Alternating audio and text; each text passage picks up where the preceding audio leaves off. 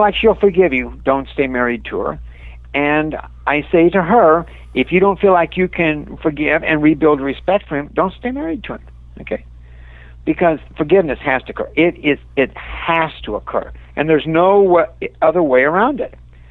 But when we do forgiveness, following the best research out there from Virginia Commonwealth University, University of Maryland, other places that were guys in the psych departments, etc., are doing research on forgiveness. The best forgiveness involves a clear statement of wrongdoing, a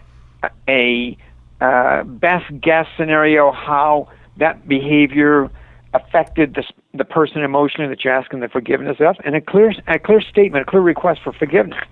So when I do this with couples, and I found that couples who get stuck in recovery, maybe saw another therapist, they feel like they never worked through their first affair, or the affair was 10 years ago and it's still a point of conflict in the marriage, those couples haven't done a thorough enough forgiveness. And many people have a tendency to clump a lot of behavior that occurred in infidelity into a single thing, saying things like, I was wrong, I regret it, I'll never do it again, I promise you, forgive me, let's move on, etc. And they've never broken it out.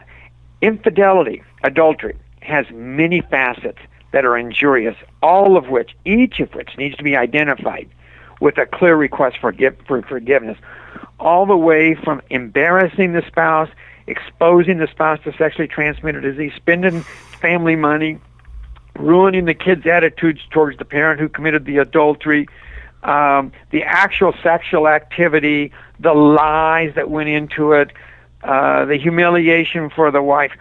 All that has to be acknowledged individually in the forgiveness process. It's a very complete forgiveness process.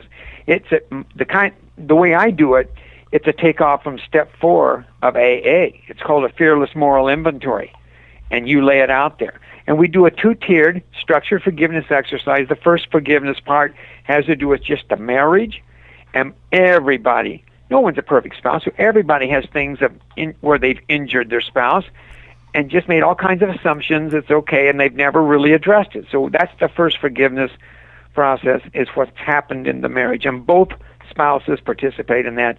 And then the second tier has to do with the infidelity, the betrayal of trust issues, we call it.